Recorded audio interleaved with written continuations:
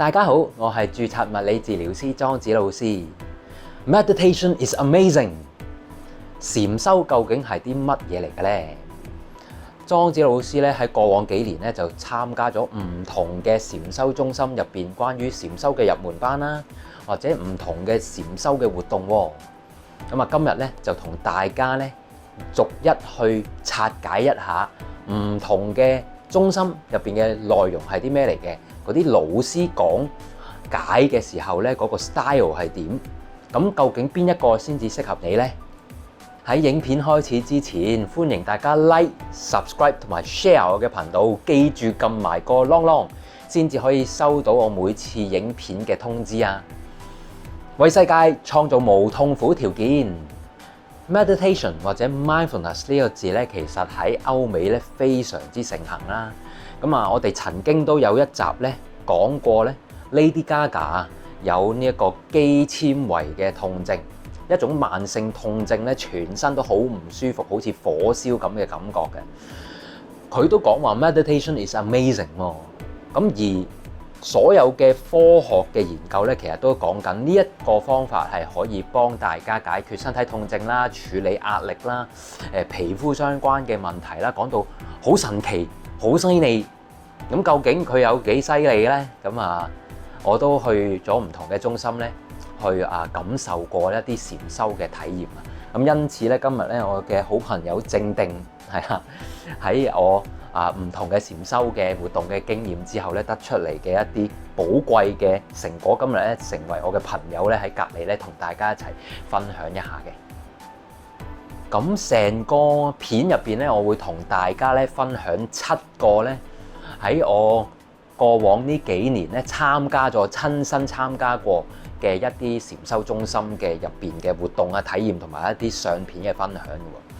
咁啊，包括咧就係香港大學圓通寺、香港法鼓山禪藝學院、深呼吸、亞洲德國秀峰禪院、慈樂禪坊同埋慈山寺呢7個唔同嘅禪修中心或者道場嘅。首先就嚟第一條問題啦，就係禪修係啲咩嚟嘅？或者禪定呢一個咁神奇嘅狀態，咩叫禪定呢？咁我哋咧就要引經據典咧去講下嘞噃。咁首先咧就係喺1300年前嘅一個歷史人物就係叫六祖慧能啊。咁六祖慧能咧當然係喺中國佛學嘅禪宗入邊嘅一個非常之出名嘅大師啦。side track 一下呢個大師咧，原來佢咧過身或者往生之後咧，其實佢仲有嗰個真身喺度嘅。嗰個據聞佢個真身咧係冇腐爛到嘅喎，好神奇嘅。咁而家係喺廣東省韶關呢一個地方咧，仍然係供奉咗佢嗰個真身喺度啊，好犀利。咁佢講話禪定係咩咧？就係話外離相為禪啊，內不亂為定。外離相即係咩叫外離相咧？相咧就係嗰個事物睇到嗰個面上面嗰陣。咁通常我哋就講相或者個性咧，性就係入邊嗰個性質啦。咁所以咧，外面表相你睇到嘅嘢咧，你都離開佢就為之禪啦。咁裏邊係啦，唔散亂就為之定啦。咁樣講到好似好複雜咁啊！咁我哋舉個例子會明啦。咁大家咧都好中意飲咩啊？珍珠奶茶莊子老師都好中意飲。咁但係咧，通常一見到呢一個珍珠奶茶啦，咁你見到哇入邊有一啲好正嘅奶啦，有黑糖啦，仲有啲好煙韌嘅珍珠，你一見到好想買，好想飲啊！嗰個相表相咧，就係會令你產生一種覺得好想飲、好好味嘅感覺，因此你就會有呢個行為去買，然後就會飲啊嘛。然後咧，你越買越飲，你就越喜歡，越喜歡咧，你每次一見到佢，你就忍唔住就要買嚟飲啦。因為佢為你帶來一個好歡愉、好開心嘅感覺。咁但係呢個表相嘅背後係點咧？大家一定會知嘅。哇，好多糖喎，係啊，好肥喎，飲多奶，係啊，好似冇乜營養又冇乜蛋白質，究竟飲咗佢對自己身體有咩好處咧？係冇咩好處，會令你肥咗啦，令你好容易有生病啦，仲要係凍飲喎，冰嚟噶嘛，大家都知啊，飲凍嘢飲得多對身體都唔好。咁啊，究竟我飲唔飲咧呢杯嘢？佢個表象係咪真係可以吸引到你進行呢一個忍唔住要買呢一樣嘢咧？如果你可以離開佢呢一個表象，然後令到你自己個心神達至一種定嘅狀態，你覺得其實都唔一定要飲啫，係啊，咁就係為之禪定咯。呢個好簡單嘅一個例子，可以俾大家去分享下，或者去細味一下離相為禪，內不亂為定嗰個狀態。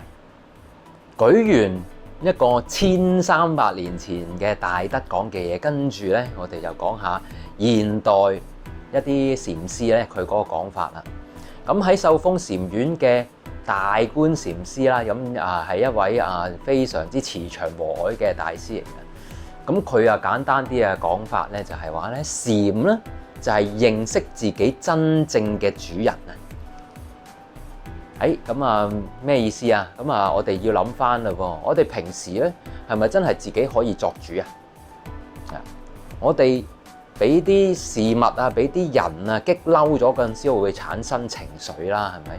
咁情緒就會變成你嘅主人嘅嘞喎，因為你會出口傷言可能係好容易咧，就會再激嬲人嘅嘞喎，因為你個心情唔好嘅時候咧，你睇咩都唔順眼嘅，咁你好容易咧就因為呢個情緒產生好多唔應該發生嘅一啲行為出嚟。咁所以禪修咧就係可以令到你認識你自己真正嘅主人，令到你可以叫做更加明白事情嘅道理咧，令到你可以活出一個非常之美滿嘅人生。咁呢個禪修就係認識自己心裏面呢個真正嘅主人。咁我都講下咧，我去學呢個禪修嘅一個緣起啦，即係點解會開始去學咧？咁大家成日都聽到我講呢一個 slogan 為世界創造無痛苦條件。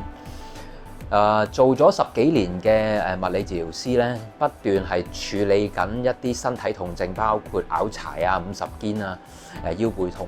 咁我哋發覺咧，原來痛症唔係嗰個表象咁簡單啊，即係話佢明明都係普通拗柴啫，咁點解佢今日咧明明一路好緊，突然間自己會痛翻出嚟咧？或者A 同埋B咧，佢嗰個痛點解會有分別咧？咁呢個喺我過往10幾年做治療嘅時候咧，個心裏面都有啲疑問。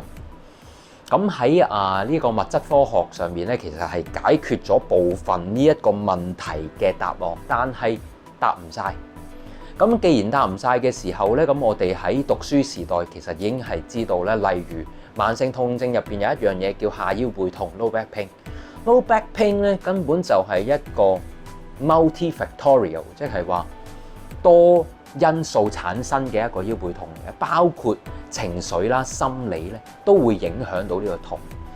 咁但係我哋讀書嘅時候咧，就淨係知道嗰個理論層面啫，因為我哋去學嗰啲治療嘅方法咧，其實都係仍然用一啲物質嘅方法，即係包括係手法嘅按摩啦，研究嗰個骨係咪歪咗啦，係咪脊椎側彎啦，呢一啲嘅表上看到嘅角度去處理，但係內裏嘅嘢咧，唔係我哋嘅基本收集嘅時候學嘅嘢。咁跟住我就開始就想去研究一下啦，咩叫心裏面嗰個痛啦。咁因此我就想去學下一啲心理學啦，或者係進修多少少咧關於輔導學去解決痛症嘅一啲辦法啦。咁我一路揾啦，就發覺原來本地咧都有好多咧教導呢個輔導學嘅課程喎。咁一路咧睇下睇到咧香港大學咧就有呢一個輔導學咧，就再加埋咧佛學嘅一個課程，好有趣啊！咁佢係用叫做 Buddhist Counseling， 係啊，咁 Master of Buddhist Counseling， 係我人生入邊第2個碩士。咁呢一個輔導學好有趣啦。咁既然佢係加咗呢個佛學嘅角度落去，咁應該都幾唔錯喎。因為咧大家細個咧係咪都有睇張衛健咧同埋阿江華拍嘅一套《西遊記》啊？咁啊，我覺得好有趣喎！原來細個咧我睇到孫悟空佢好曳嗰陣時啦，咁阿唐三藏咧就會係念呢個咩緊箍咒，跟住咧阿江華咧就喺度背一個般若波羅蜜多心經。咁跟住我唔知點解喎，我覺得好好聽喎，跟住我就走去揾咗呢一個心經咧，係背晒嗰250幾個字，係啊，咁啊，所以嗰陣時我已經係識得背嘅。咁我發覺原來自己對於佛學都有啲興趣嘅，即係喺個哲學嘅道理上面。咁可能係咁嘅關係啦，咁自己都係特別係對於佛學係有啲興趣。咁所以兩樣嘢咧一齊加埋嘅課程咧，令到我覺得好吸引，咁好想去接觸。咁因此咧就去報名咧去讀咗呢一個課程。咁從此咧我就開始去研究下心理學、西方心理學同埋呢一個中國嘅佛學咧嘅一啲講緊做人處事嘅原則同埋令到自己心靈更加平和嘅一啲辦法。咁因此咧，我喺呢一個課程入邊咧，產生咗咧對呢個禪修嘅興趣之後啦，咁亦都係發覺佢同科學咧係好多契合嘅地方嘅。咁我一路咧就去上多啲唔同嘅課堂啦。咁我發覺咧原來咧有禪修咧可能分咗幾種唔同嘅類型啊。咁如果我哋用時間、地點同埋人物去分嘢嘅話咧，時間嘅意思就係佢一日可以係禪修，5日可以係禪修，7日係可以禪修，用時間嘅長短去區分嘅係一種。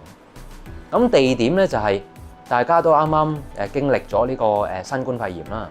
咁原來咧除咗係唔同嘅地點、實體嘅地點可以做呢個禪修之外咧，而家線上都有嘅喎。線上都有一啲禪修嘅活動。另外咧就係人物嘅數量啦，即係你可能係參加嘅人咧1個人禪修又得，2、3個人夾埋嘅又得，一班人50人、70人、80人、100人，甚至乎1000人嘅共修嘅禪修都有嘅。咁所以人數嘅眾寡咧，其實都係禪修嘅唔同嘅類型咯。好，咁咧就嚟到講咧第一個咧我參加過咧最長時間嘅一個禪營啦。咁呢個咧就係我喺香港大學啦讀呢個課程嘅時候啦。咁就顯空法師係我嘅老師，顯空法師咧佢主辦嘅一個叫禪悅法樂嘅一個禪修營啦。咁呢個禪修營咧係冇錯，呢一位係好有型嘅光頭和尚就係老師啦，顯空法師好型嘅貪嗔癡啊。Back to 係2022年咧喺6月嘅時間嚟嘅。咁我參加呢一個係5日4夜嘅一個禪營啊。咁地點咧就喺元朗嘅石崗香港大學嘉道理中心入邊嘅。咁當其時咧就有接近50個同學啦或者同修咧一齊去做呢個訓練嘅。咁可以講下少少個特色啦。咁呢一個禪營咧就當然係由顯空法師主領啦。咁顯空法師咧佢係望個樣咧青靚白淨咧，你估唔到其實佢已經係70幾歲，好犀利。咁佢講話咧嘅style 咧係非常非常之風趣。佢將一啲複雜嘅道理咧係講得比較顯淺啲，咁比較容易明白。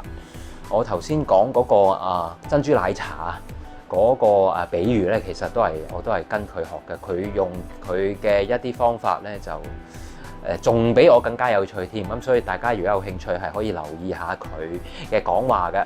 顯空法師，你上網打咧，佢都有好多咧關於佢喺新城電台咧作客嘅時候咧嘅一啲錄音亦都有好多嘅講道嘅一啲recordings， 大家可以去聽翻。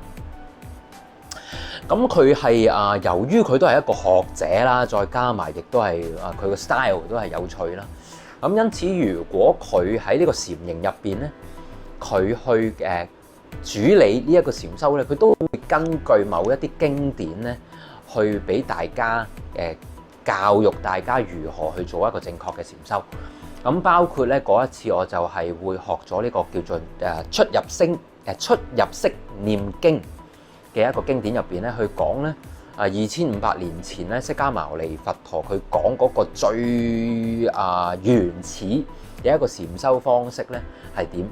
原來咧就係話mindful to our forward， 就係喺我哋嗰個額頭上面咧，保持一個正念咧覺察嘅狀態。咁咩叫額頭咧？咁樣原來成個額頭咧就係呢一個空虛嘅空間咧，都係你可以 mindful 住專注住嘅地方。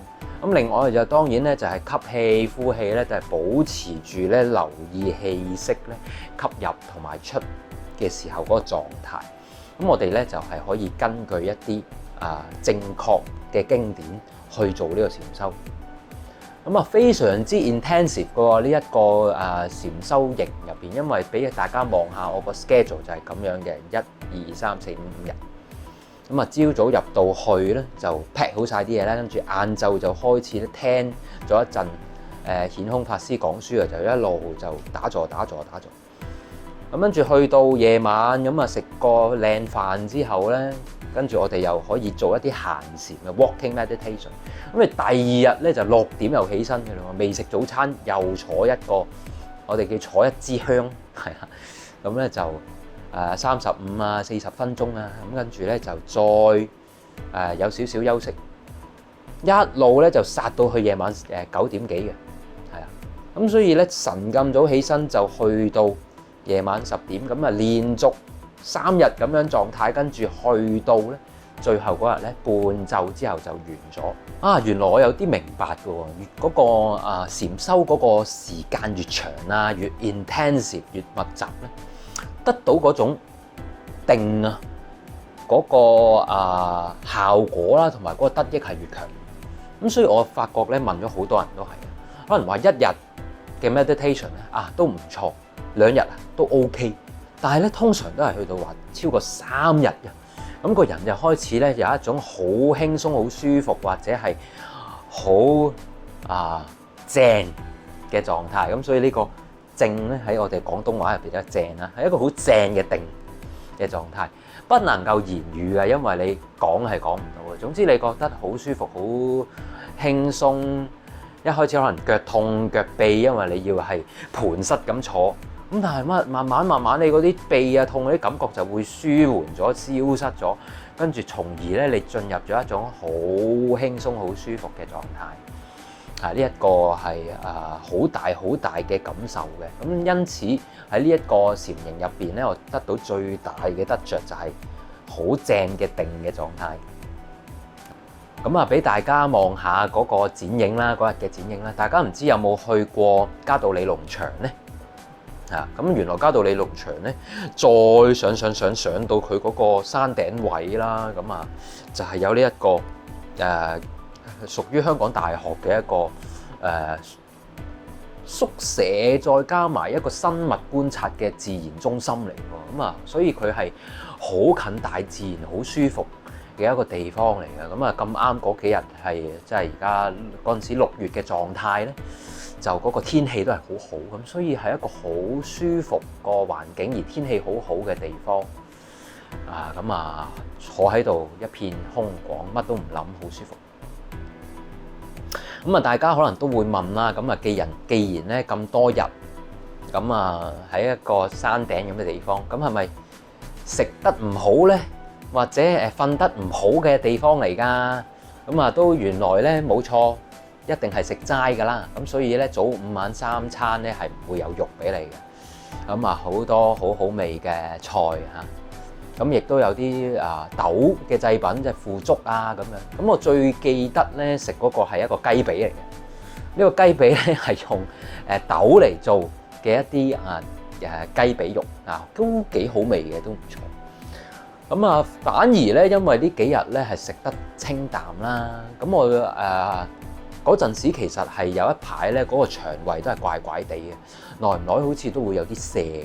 咁但係好神奇嘅地方就係我嗰幾日係越屙咧就越好，係啦，啲便便咧係好乾淨，咁所以我突然間咧先至明白到原來自己嘅飲食啊，同埋可能自己嗰個心情嘅狀態咧，係直接影響到自己嘅消化系統，係啊，或者我哋不嬲都知㗎啦，只不過係去唔去面對，或者去唔去真實地去調教乜嘢影響自己個健康啫。咁但係喺一個咁密集嘅環境咧，係會逼你去了解咗自己身體嘅反應。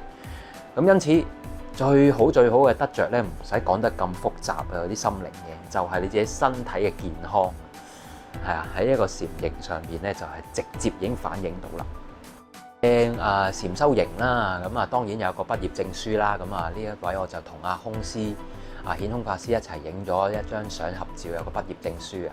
因為我哋呢個現代人咧，就正如顯空法師講，如果唔係因為有一個學位俾你，如果唔係有一張證書俾你咧，你係唔會聽一個光頭和尚講書嘅。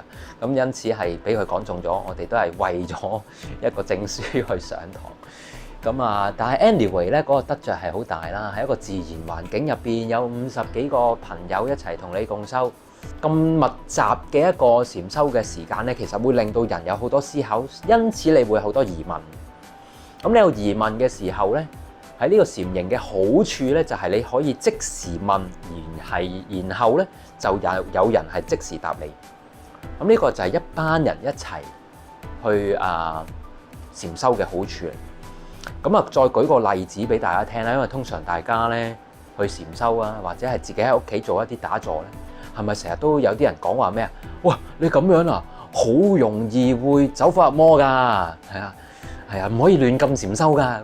跟住咧，我喺呢一度都可以同大家講下，係冇咁容易有咩走火入魔嘅事嘅。咁我哋老師都係咁講嘅，冇咁容易嘅，即係你自己個心好亂亂諗嘢先至係走火入魔嘅啫。我哋都唔知打得幾開心幾舒服，但係如果真係喺呢一個共修嘅環境入邊有呢一啲嘅疑問我見到啲紅光我見到啲好得人驚嘅嘢自己好擔心咁咪唔使驚咯。喺呢一個地方，我哋可以即刻問老師，我係咪會有呢啲紅光㗎？我咪會望到啲乜嘢㗎？咁你唔使驚，你即問，咁老師會即刻答話俾你聽要點處理。咁嗰啲嘢係啲咩嚟嘅？咁所以聽完之後，我哋都係覺得冇乜嘢嘅，我哋可以淡然去處理。其實呢啲全部都係心裡面諗嘅嘢，我哋見到佢，我哋放開佢，繼續禪修咁就得㗎啦。如果大家好擔心自己個心裡面係會胡思亂想，自己一個去冥想打坐係好有問題的話咧，咁就去參加呢啲共修咧，就係有人解答疑難咧，係非常之好嘅。咁而另一邊廂我都係喺成個禪營入邊咧，有一個得着咧，就係我終於明咗咧咩叫 spiritual practice 啦，或者係咩叫 cultivation of awareness 或者係 mindfulness。因為我哋喺香港比較有趣，我哋讀書咧，小學中學嘅年代咧，我哋係有好多機會咧係會讀書係冇宗教嘅學校。好似我咁，我讀書嘅時候都係嘅，小學中學係冇宗教學校。咁所以但係我哋成日都講咧，人嘅健康咧係要有咩啊？要有身心社靈4個方面，即係身體、心嘅狀態社會溝通社交能力同埋靈。咁我以前都成日唔明咩叫靈。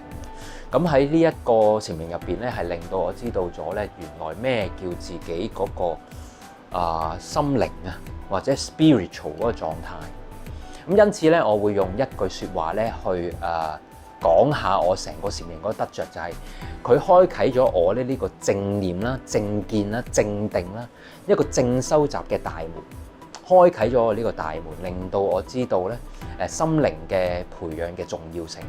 好啊，題外話下啦，咁顯空法師咧，咁佢嗰個所住嘅寺咧，就喺都係好近元朗嘅，咁叫圓通寺。咁佢入邊咧有一位弟子咧，法師叫道元法師，可以俾大家分享下，佢係一個好有趣嘅人嚟嘅。佢畫呢個揮春係會祝大家咧躺平，係啊，咁所以咧有個咁有趣嘅一個祝福語咧，大家可以睇下。好，今集咧我哋就講咗一個禪修中心先，嚟緊咧仲有2集嘅，就會係下集講3個。咁啊，究竟邊一個中心咧特別適合你咧？記住留意咧下一集啦。